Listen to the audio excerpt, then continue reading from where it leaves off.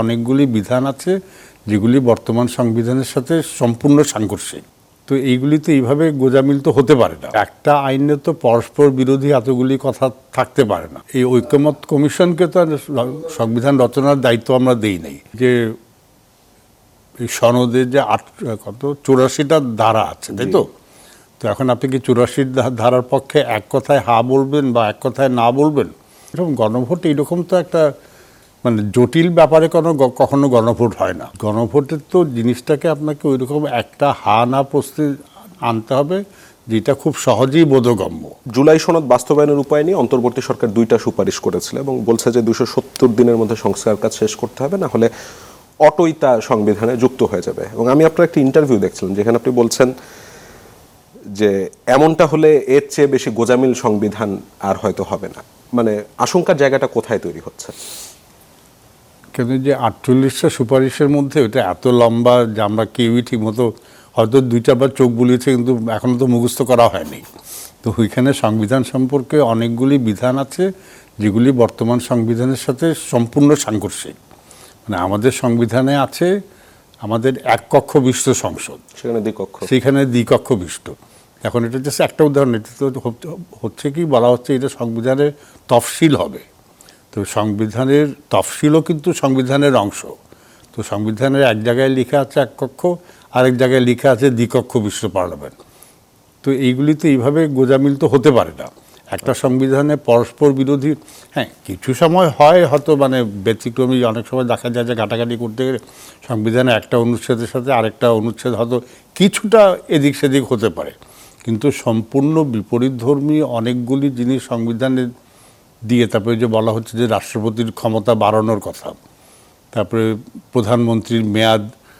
আমাদের মূল সংবিধানে প্রধানমন্ত্রীর মেয়াদ সম্পর্কে কিছু বলা নেই, কিন্তু আপনি ওখানে গিয়ে বলছেন যে প্রধানমন্ত্রীর মেয়াদ দুই মেয়াদের বেশি হতে পারবে না। তো একটা আইনে তো পরস্পর বিরোধী এতগুলি কথা থাকতে পারে না। ওই জন্যই হয়তো আমার গোজামিলের কথাটা ওখান থেকেই এসছে। স্যার, তাহলে এখন এই জুলাই সনদের আইনি ভিত্তিটা কিভাবে দেওয়া যেতে পারে বলে মনে করেন? এটা কিভাবে সংবিধানে সংযুক্ত করতে পারে? এটা কি মানে নির্বাচিত সংসদ এসে করবে? হ্যাঁ, নির্বাচিত সংসদ এসেই তো করবে, কারণ এই ঐকমত্য কমিশনকে তো সংবিধান রচনার দায়িত্ব আমরা দেই নাই। আর দায়িত্ব দিলেও যেটা বললাম যে এই সংবিধান রেখে তার সাথে সম্পূর্ণ সাংঘর্ষিক আরেকটা সাংবিধানিক বিধান মানে 48টা যোগ করা হয়েছে, এটা তো সম্ভব না। অতএব এইটা সংসদকেই করতে হবে। হ্যাঁ, এখন এত দীর্ঘদিন আলোচনা হয়েছে, সব রাজনৈতিক দল আলোচনা করেছে, তো একটা ধারণা করা যেতে পারে যে আগামী সংসদ এর অনেকগুলি হয়তো বহাল রাখবে। হয়তো মানে যেখানে সাংঘর্ষিক হবে বর্তমানেরটা বাদ দিয়ে নতুন সংবিধান সংশোধন করে ওই নতুন কিছু জায়গা যোগ করবে। তো কয়টা কি যোগ করবে এটা তো সংসদের ব্যাপার। আর তারপরে হয়তো এগুলি গুরুত্বপূর্ণ ব্যাপার হলে সংসদে তো তখন একটা গণভোট আইন পাশ করে, যেটা অন্যান্য সব দেশে যেটা নর্মাল প্র্যাকটিস, যে আমরা এই পরিবর্তন আমরা মানে সংশোধন করলাম বা এই পরিবর্তন করলাম, কিন্তু যেহেতু এটা জাতির জন্য অতি গুরুত্বপূর্ণ, এইসব ব্যাপারে সংসদে পাশ করার পরে আমরা গণভোটে যাব, জনগণের কাছে গিয়ে জিজ্ঞেস করবো যে আপনারা আমাদের এই পরিবর্তনের পক্ষে না বিপক্ষে। তো তখন যদি জনগণ গণভোটে বলে যে আমরা এই পরিবর্তনের পক্ষে, তখন এটা একদম সুদৃঢ় আইনি ভিত্তি হয়ে যাবে। তাইলে যেই রাজনৈতিক দলগুলি এখন বলছে যে গণভোটটা আগে হতে হবে, তাহলে সেখানে কিভাবে তাহলে মানে এখানে না বুঝে বলছে? স্যার, না, ওনারা নিশ্চয়ই না বুঝে বলছেন না, ওনাদের কিন্তু ওনাদের চিন্তাটা তো খোলাসা করা হচ্ছে না। গণভোট কোন প্রশ্নে হবে? এই যে এই সনদের যে 84টা ধারা আছে, তাই তো? তো এখন আপনি কি 84 ধারার পক্ষে এক কথায় হা বলবেন বা এক কথায় না বলবেন? এটা তো খুব অবাস্তব। না, আমার হয়তো 50টা পছন্দ হতে পারে, হ্যাঁ 30টা নাও হতে পারে, তখন আপনি কি করবেন? আর তবে মোদ্দা কথা হলো এটা প্রায় 25-30 পৃষ্ঠার দলিল। এখন এই 25-30 পৃষ্ঠার কঠিন দলিল, এটা পড়ে বুঝে সিদ্ধান্ত নেওয়া মানে সক্ষমতা বা কত মানুষের আছে, বা সক্ষমতা থাকলে সময় কত মানুষের আছে? মানে 30 পৃষ্ঠার দলিল, একটা জটিল দলিল পড়তে আমার মতো লোকের তো অন্তত 2-3 দিন লেগে যাবে। তারপর তো চিন্তা করতে হবে কোনটার সাথে আমি একমত, কোনটার সাথে আমি একমত না। তবে এটা একটা এরকম গণভোট এইরকম তো একটা মানে জটিল ব্যাপারে কখনো গণভোট হয় না।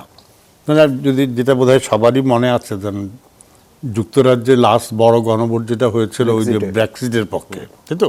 প্রশ্নটা সোজা ছিল যে আপনি কি চান গ্রেট ব্রিটেন ইউতে থাকবে না বেরিয়ে বেরিয়ে যাবে? যাবে, exactly. তো এইটা তো সোজা প্রশ্ন, এবং এটা যে কোনো লোক এই ব্যাপারে তারা সিদ্ধান্ত নিতে পারে।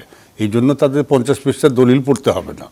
তো গণভোটের তো জিনিসটাকে আপনাকে ওইরকম একটা হা না প্রশ্নে আনতে হবে যেটা খুব সহজেই বোধগম্য। আর যেটা আমাদের দেশে যেখানে ধরেন মানে সত্যিকার অর্থে শক্ত প্রাতিষ্ঠানিক শিক্ষা আছে, এরকম জনসংখ্যা তো 30-40 ভাগের বেশি হবে না। সাধারণ মানুষ ওই